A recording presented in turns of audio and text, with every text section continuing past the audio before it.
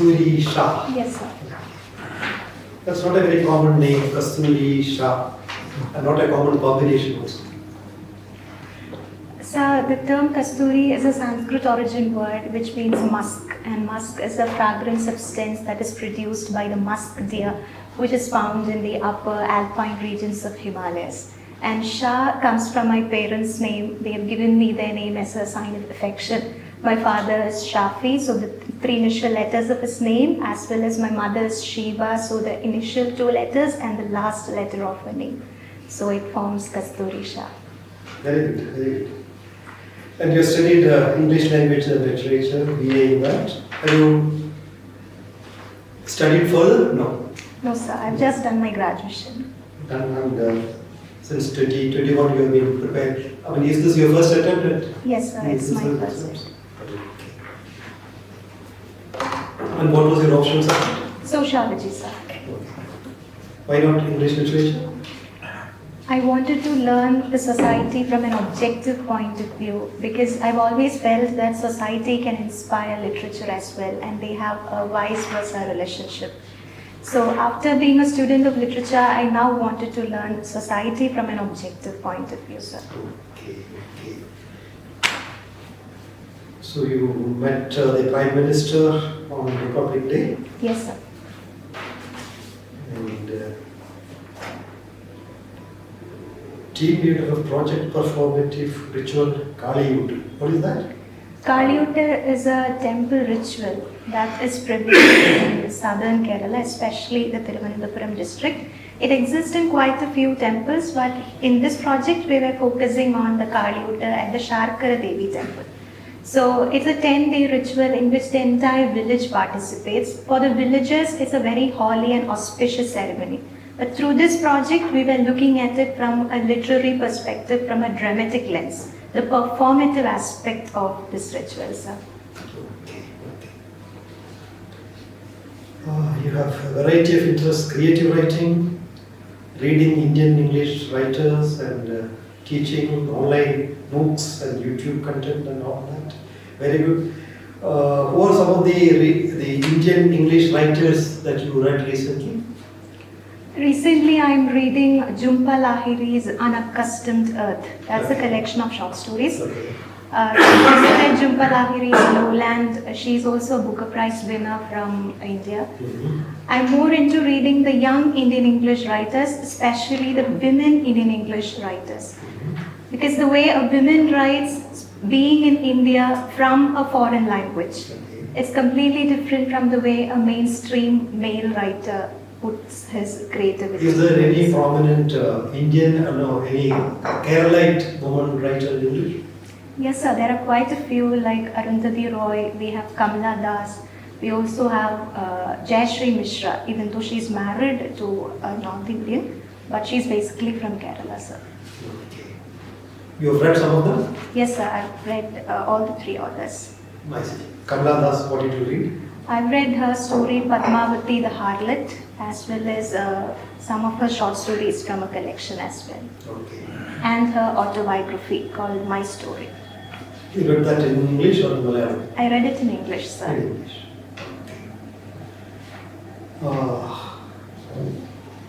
Okay, Kasturi, I mean, about the status, I mean, when you discuss the status of women in India, how does Kerala compare with the rest of the country?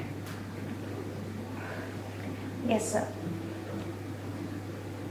I think Kerala is better off when we compare the status of women in Kerala as well as with the other states regarding the human development, regarding their education, their health, as well as the skill training. As we know, there are lots of Malayali nurses in different parts of the globe itself. As well as when it comes to higher education educators, we find a lot of women from Kerala who take up professions. They're more outgoing. At the same time, sir, I should admit that the women from Kerala, there are certain factors which hold them back. The prevalence of patriarchal attitudes, conservatism. Recently, we just had a dowry death of a very young medical science student. So such patriarchal attitudes do exist, sir. So it is not a complete idealistic picture when it comes to the women's life. Why do you think a well-educated girl thought of suicide immediately when somebody demands a dowry? There might be personal reasons to it, because it might have impacted her at a deeper psychological level. We never know the situation because we are never in her shoes.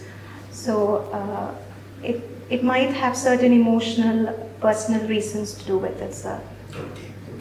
Okay. Now moving away from these things, at the national level, now there has been a set of new legislations on criminal law. Can you tell us something about that? Yes, sir. Recently, the government has replaced the Indian Penal Code with Bharatiya Nyaya Sanhita. Then there is the Bharatiya Suraksha Sanhita. Then the Sakshya Bill for replacing the Indian Evidence Act. So, do they make any qualitative difference apart from the Indian name replacing the colonial name? Is there a qualitative improvement? So I'm not exactly aware about the contents of each of the bill. I've just had a peripheral reading of it. And I think it was time to have a rereading and a revocation of the colonial laws. And the inclusion of specifics of terrorism as a crime, having more detailed version of the terrorism as a crime, as well as the clauses on women, the safety of women, that has come to my attention. But apart from that, I'm not much aware of its specifics. Okay. There's this new legislation on the appointment of the election commissioners. What do you think about that? Is it in the right direction? No, sir, I am not able to comment on it. Okay, you've heard of that? Yes, sir, I heard of that. The selection committee would consist of the Prime Minister, a Minister, and the Leader of the Opposition. The Chief Justice will not be associated. Yes, sir. And there was also an amendment bill that was passed recently, but I need to read more of it, sir. Okay. Now, if you look at the economy of the country, of course, different people give different figures, but maybe 10% of the population would be possessing how much, 40-50% of the national wealth, or of the similar percentage of the income generated in the country. And this inequality has been increasing. Is there a solution, or is it okay to go ahead like that? It is never okay to go like that, sir. That is very evident. We need to bridge the gap between the extremes, and that has always been a policy prerogative for the governments that have been in power, to bridge that gap. But how far can we achieve it is a matter that thinkers and philosophers have been thinking since very ancient times. Even the famous Karl Marx and Friedrich Engels, to name a few. So a perfect egalitarian utopian society as such might not happen, but still we need to bring up those at the very extreme levels of poverty and destitution. We need to ensure that they have a life of dignity, a life of basic, it's not simply leading a life, but a life of dignity and a human life that they deserve, sir. There's something called the happiness index. Yes, sir. What is that? In the Global Happiness Index, we've always heard that India fares at a much lower position. Even last week I just read a report that said India comes in the last 10s. So, and regarding the happiness which country comes at number one? It is a Scandinavian nation, sir. Finland. Yes. Yes.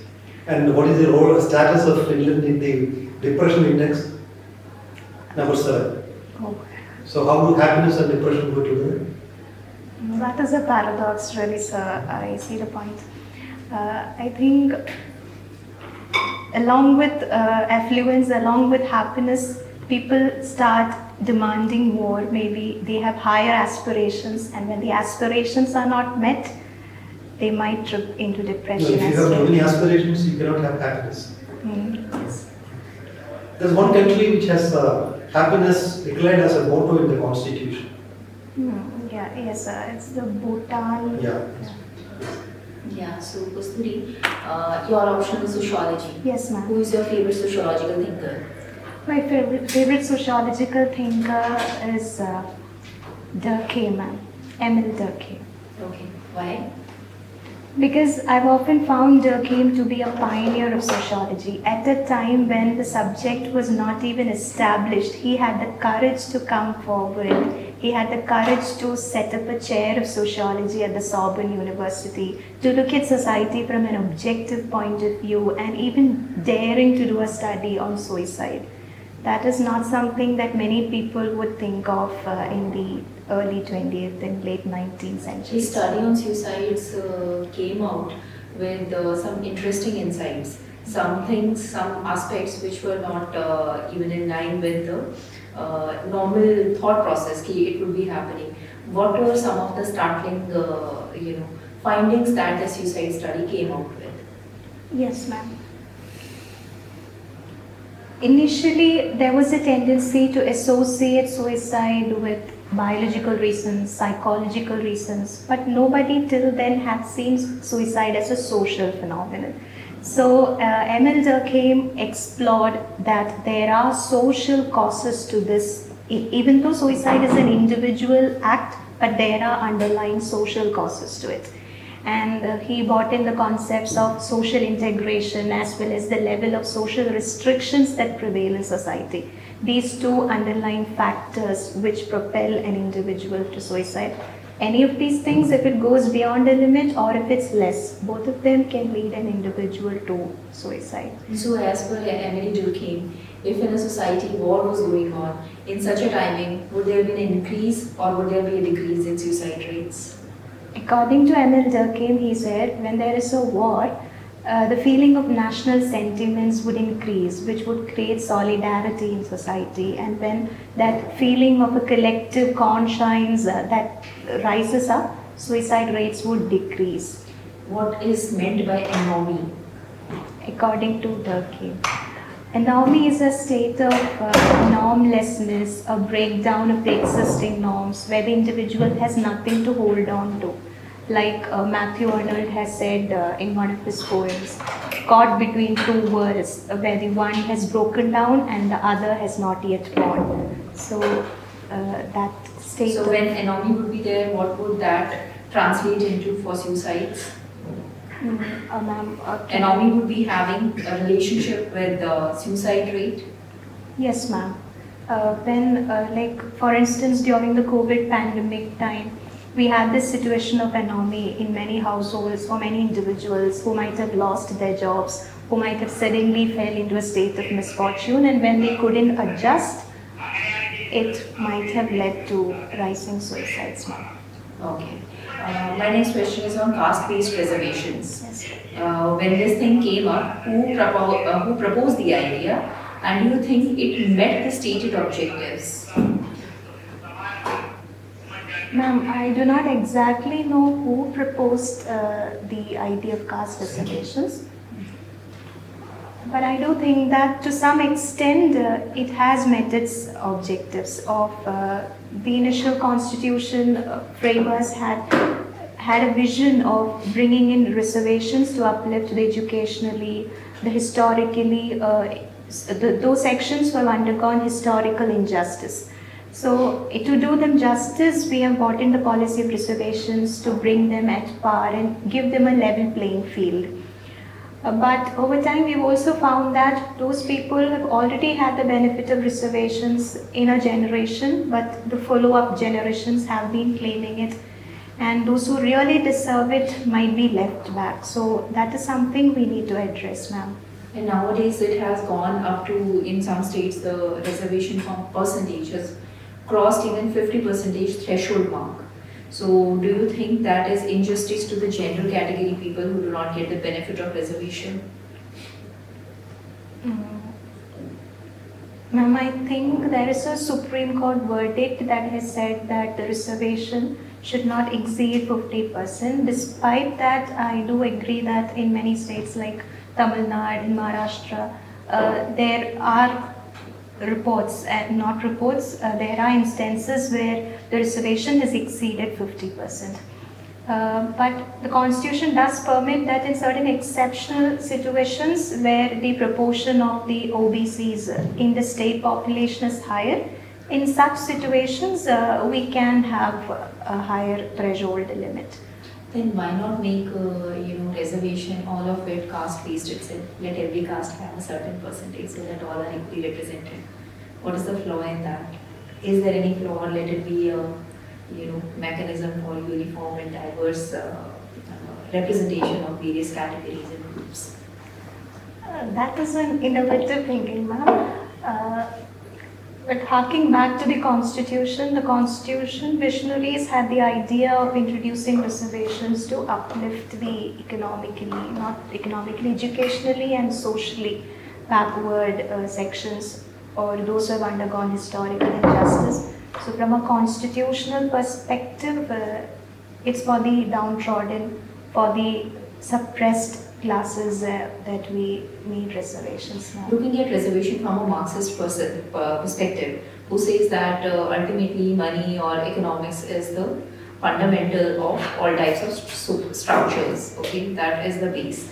So don't you think that economics based reservation should be now the need of the hour going forward? Yes, so going forward, we definitely have to have a re-look into this policy of reservations.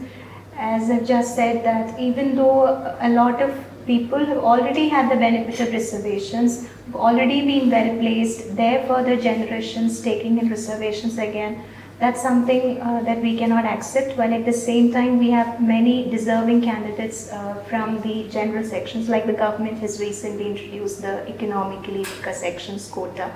So, okay, very quickly, sect versus cult. Ma'am? Sect versus cult. Differentiate. Yes, ma'am. Ma'am, I'm not able to exactly get the difference at the moment. Okay, you are in YouTube content creation. Yes. What do you create about? I do videos on English literature especially. I introduce authors and their works, the type of writing, the nature of their writing. And how also, often do you do that? I do it once in 3 months. Like I've done a video last month. Okay. And you mentioned books, authoring the books. So what books you have authored? I've written 3 books so far, ma'am. My first book came out in 2013 when I was in 8th standard. It's a collection of poetry. It is titled as Art of Mind. The second one came out in 2017, the year I was in my class 12, and that is a collection of short stories. That is inked pages. It has 16 short stories. And the recent book, it came out post-COVID when I got quite some time to set about writing again. And that is a collection of poems, again divided into 3 sections. It also has a section on women-centric poems, that is the 36 Shades of Red. And is it English or Malayalam? I write in English, ma'am. I also write in Malayalam. I write essays in Malayalam, but when it comes to creative writing, I feel myself more comfortable and to express in English, ma'am. Okay. Kasturi, Yes, ma'am. can you define social capital? Yes, ma'am. Social capital refers to the extent of interaction, the interconnectedness that exists between the members of a society, which helps in attaining broader social goals, ma'am. If I make a statement like this, social capital in Kerala needs upgrading, how will you respond to that? Yes, definitely it needs upgrading, ma'am.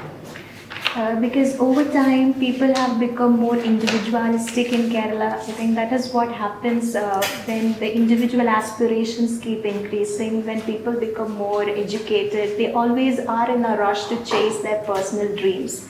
When that happens, we lose the connections, the interconnectedness we have in society. We start thinking of ourselves as islands. So of course, ma'am, the social capital needs a reboost. Okay, so do you think that social exclusion can be overtaken, or it can be come out with the help of social capital? Yes, ma'am. There is definitely a link between the social exclusion and social capital. When we try to increase the level of social capital that exists in a society, naturally we will be able to uplift certain sections that have been left out. For instance, when there is better cooperation and coordination between the different people, we'll be able to incorporate the sections like women who have been kept out from the poles of decision making in our society by incorporating them as well. Not just women, but also the other vulnerable sections. So in recent years, when we look at the data, the work participation of women, that is coming down. Even if, the more women are there in education and more education is happening in India, but the work participation rate is coming down. So what can be the reasons for that? Ma'am, one reason for the reduced labor force participation rate of women could be that as families get richer, they prefer their women to stay at home. It might also be a personal preference for many women, like the family is rich, they are earning well, now why should I go out to work? So that kind of a complacent mentality comes in. That is the case with the richer, the affluent families, but at the same time, when we look at the other extreme, many women drop out from work when they get married at a very young age, when they have children, and when they do not have enough facilities for the childcare. For instance, we see lots of women, especially in the roads, the migrant women laborers who come in the pathetic condition that their children are of, in the unsafe situations the babies have on the road. So that can also be a dissuading factor that prevents women from coming into labor force now. In today's newspaper, an interesting news was there. The core sectors in the economy, that is, it's declining. Slowly, it is declining. So, what will be the impact of that? Declining in the core sectors to the overall growth of the economy. Yes, ma'am. I was just reading this news before I came in. The 8 core sectors of the economy have recorded a drop compared to the previous month of October. And when there is a decline in the core sectors like cement and iron and steel production, etc., one impact could be that it would affect the manufacturing sector, obviously. The industrial production output might come down, which in turn might affect our exports and also affecting the logistics. Even its results could cascade into the service sector as well. Yes, ma'am. And our import dependence could also go up. Last question, how it affect the welfare of the people?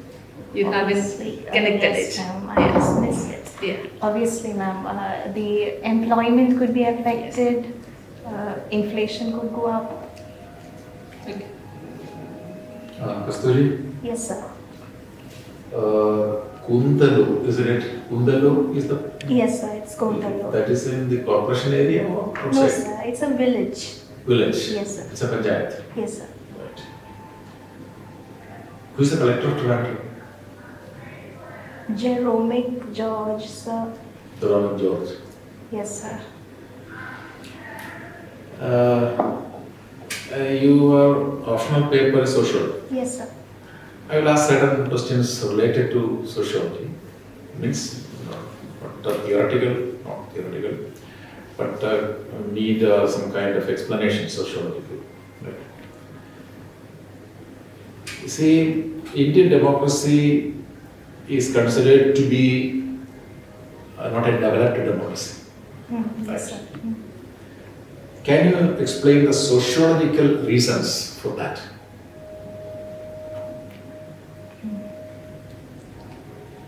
Even though Indian democracy is 70 years old, there have been criticisms that they say that Indian democracy is more procedural rather than being a substantive democracy.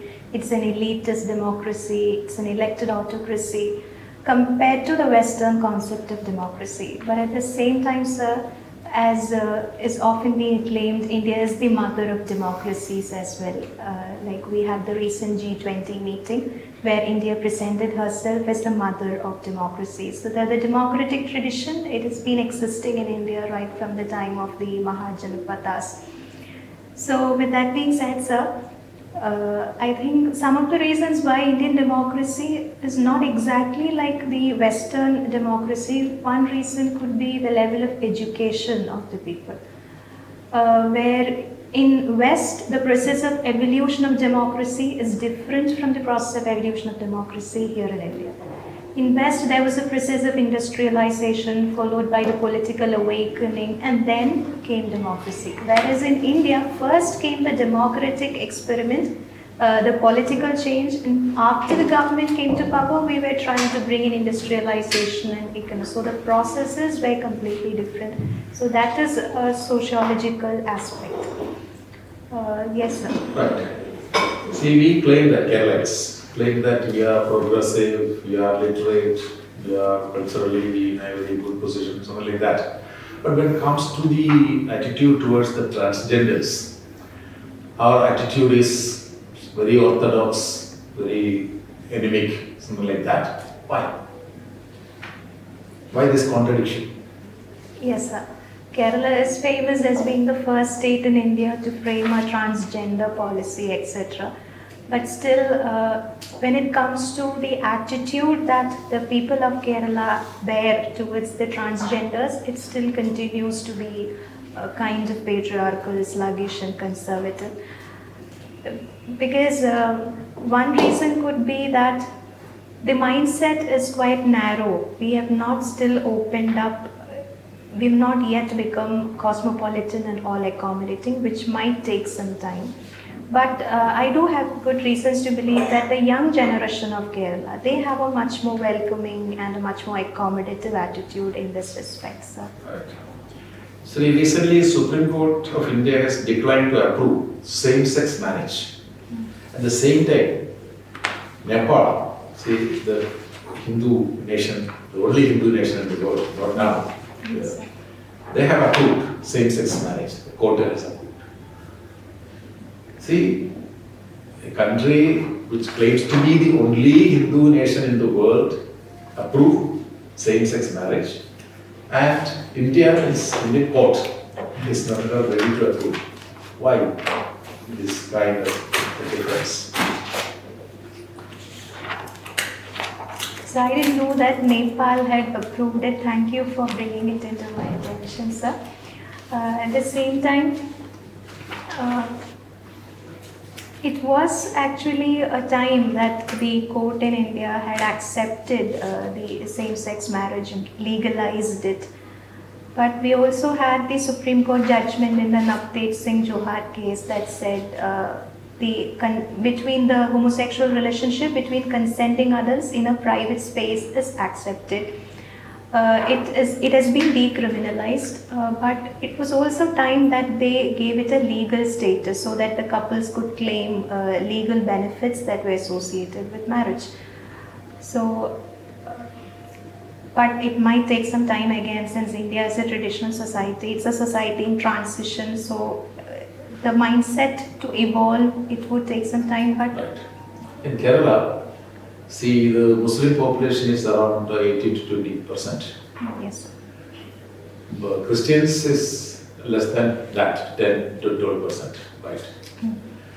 But in Kerala, there were Christian ministers from all other communities except Muslims, female ministers. Female Christian minister is there, some other communities are also there. Why? See, if 20% Muslims of Kerala population means 10% of them are women, right? Muslim MLAs were also there, even today's in legislative assemblies, there are Muslim MLAs, female MLAs. yes. Why? See, from 56 to 2023, there was no female Muslim minister in Kerala? The opportunities, especially the educational opportunities, a lady coming from a Muslim household, a minority background might also be low. So, speaking sociologically, it is this element of educational as well as the visibility factor that might be holding. What we can do to overcome these limitations? What we can? First thing is we need to change the mindset of the religious leaders and bring them into more active participation, create a welcoming space for the women to come in. Secondly, we need to convince the political parties that when they distribute the so-called tickets, the party tickets, we need allocation for women as well. My final question. There is a conflict between Israel and Palestine. Yes, sir. Around Israel, there are Muslim countries. Almost all countries are Muslim countries. There are GCC, Gulf Cooperation Council, Organization of Arab Nations, Arab League, etc. Three important, generally Islamic nations, organizations. But now, after 2 months, around 21,000 people died. Yes, sir. No nation, this organization, OIC, GCC and the Arab League, they are not at all intervening in it to stop it. See, the question is whether they are helpless or they don't want to intervene in it, in the crisis. Yes, sir. It is not that they are helpless as such, but for every nation, when it comes to diplomacy and international relations, their national interest matters. Their selfish national interest matters for each one of them around. So it is, of course, an inaction, kind of pretension of negligence, showing the neglect, that kind of attitude from the nations, which is indeed deplorable. So it is not that they are helpless, sir, but they are not just willing to act, which it's high time that they step in. Thank you. Thank you, sir. Kasturi, Yes, you sir. have a very good profile. You got a first position in state and also in university, wrote 3 books. And what is success according to you? So I think success is a sense of contentment. And it's not just success for yourself. When you succeed, a whole lot of people who have been with you succeed. In all the accomplishments that Sir just read out, it's not something that I did alone. It's because my parents, my teachers, the entire society has stood with me. And also Almighty God for giving all the privileges, sir. Thank you. Thank you, sir. LEAD IAS, crafted by the toppers.